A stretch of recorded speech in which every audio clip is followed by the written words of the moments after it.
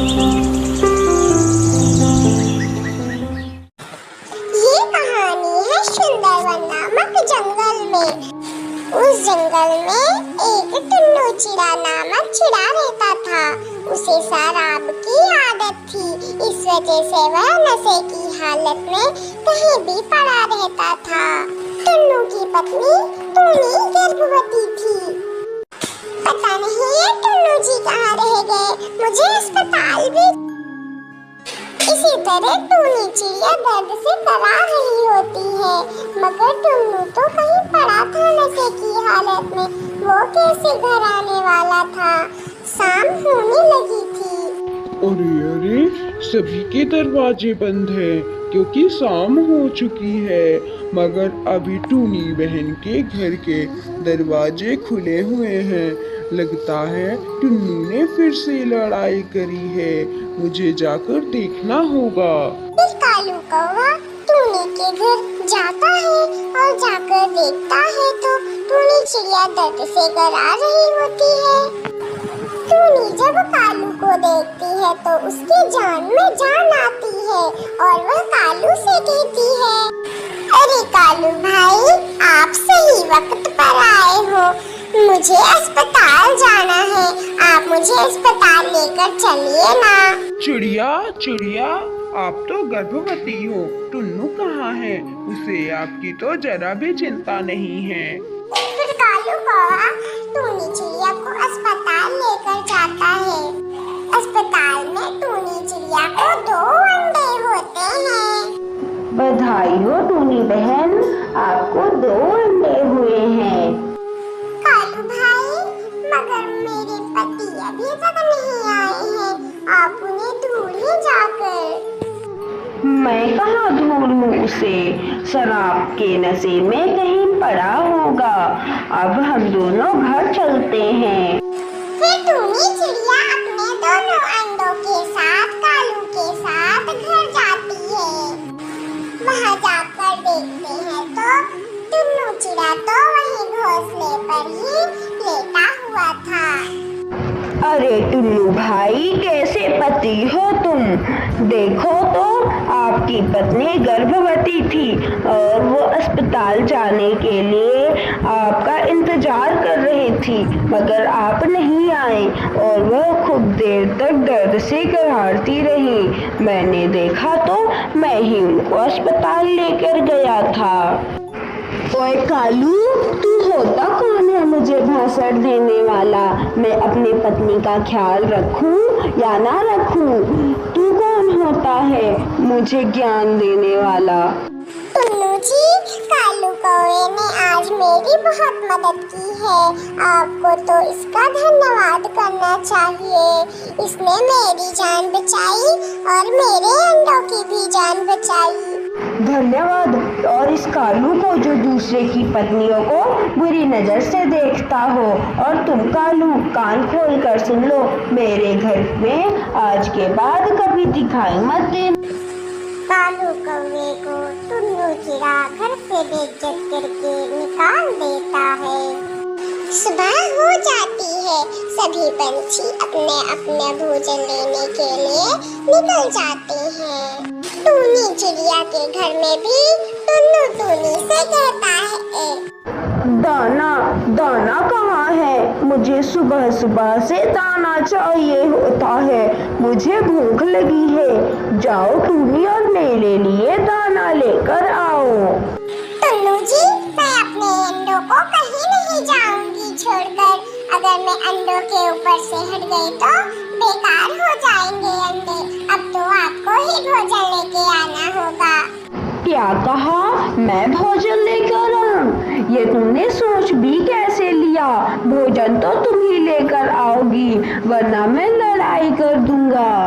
टूनी चिड़िया यह सुनकर डर जाती है और टुन्नू से कहती है, ठीक है, मैं ही भोजन ले आऊंगी टुन्नू जी, मगर आपको मेरे अंडों पर बैठना होगा, वरना हमारे अंडे तो बेकार हो जाएंगे। ठीक है, मैं अंडों पर बैठ जाऊंगा, मगर तुम जल्दी भोजन लेकर वापस आना। टूनी चिड़िया भोजन अच्छा हुआ मैंने बहाना बना दिया। जब तक टूनी भोजन लेकर नहीं आएगी मैं अपनी एक बोतल पीकर आ जाऊंगा। टुन्नू चिड़ा अंडों को वहीं पर छोड़कर चला जाता है शराब की दुकान पर। वह शराब की दुकान से एक बोतल लेकर एक पेड़ के नीचे बैठकर आराम से पूरी शराब को पीकर नशे में वहीं बैठा हुआ था। बेचारी टूनी चिड़िया इधर भोजन की खोज में इधर उधर जा रही थी, तभी उसे कालू कौवा मिल जाता है। टूनी चिड़िया, आप यहाँ भोजन लेने आई हो तो वहाँ अंडे पर कौन बैठा है? कालू भाई, अंडे पर तो टुन्नू जी बैठे हुए हैं। मैं अभी अभी देख कर आया हूँ टूनी बहन, टुन्नू तो जंगल के बड़े वाले पेड़ के नीचे बैठकर नशे की हालत में लुढ़क रहा है। अरे अरे कालू भाई, मैं आज के बाद कभी भी टुन्नू के ऊपर विश्वास नहीं करूँगी। मैं अभी अपने अंडों के पास जाती हूँ। फिर टूनी चिड़िया अपने घोंसले में आ जाती है और अपने अंडे के ऊपर बैठ जाती है। वह देखती है कि टुन्नू तो घर में नहीं है। उसके आने के तुरंत ही बाद टुन्नू भी वहाँ आ जाता है। अरे अरे टूनी, इतनी जल्दी आ गई तुम? भोजन कहाँ है? लाओ मुझे भोजन दे दो, मुझे भूख लगी है। जब तक मेरे अंडों से बच्चे नहीं आ जाते मैं कोई सा भी दाना नहीं लेकर आऊंगी। और आप मेरे अंडों को छोड़कर कहाँ गए थे? कुछ हो जाता तो मैं क्या करती? तुम खामखा मुझसे लड़ाई करना चाहती हो। तुम्हारे अंडों को कुछ हुआ तो नहीं और जानबूझकर तुम मेरे लिए दाना भी नहीं लेकर आई हो, मक्कार कहीं की।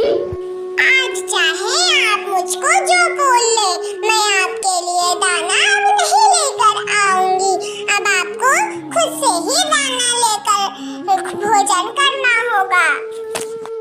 तुम ऐसे भोजन लेकर नहीं आओगी, मुझे तो तुम्हें पीटना ही पड़ेगा लगता है। टुन्नू पास पड़ी लट्ठी से टुन्नी को मारने लगता है। बताओ टूनी, अब तुम मेरे लिए भोजन लेकर आओगी या नहीं? नहीं लेकर आऊंगी, नहीं लेकर आऊंगी। आप चाहे मुझे कितना पीटिए, जब तक मेरे अंडे से बच्चे नहीं आते मैं आपके लिए भोजन लेकर नहीं आऊंगी।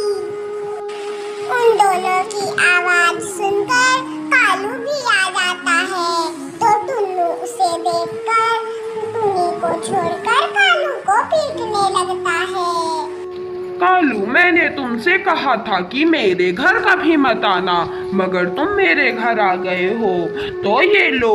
टूनी बहन, आपका पति पागल हो गया है। आप यहाँ से अपने अंडों के साथ कहीं दूर चली जाइए, वरना ये आपको भी मार डालेगा और आपके बच्चों को भी मार देगा।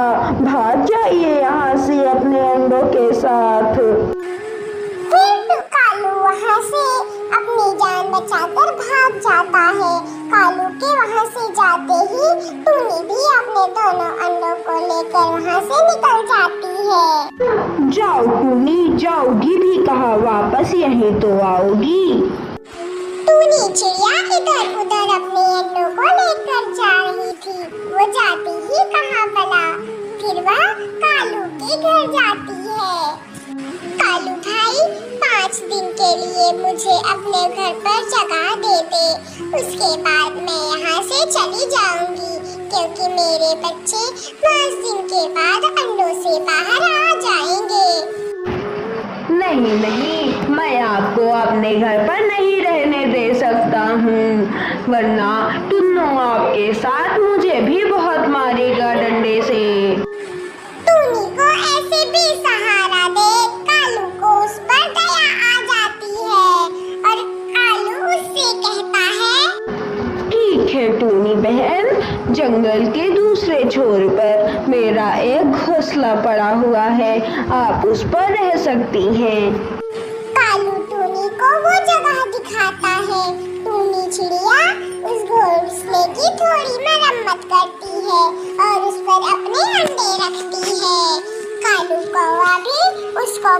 अंडा कर दिया करता था। कुछ दिनों में ही उसकी 2 बेटियां अंडे से बाहर आ जाती हैं। मम्मा मम्मा, ये काले अंकल कौन है? हमारे पापा तो आपके जैसे होंगे ना? मेरी बच्चियों, ये आपके कालू मामा हैं।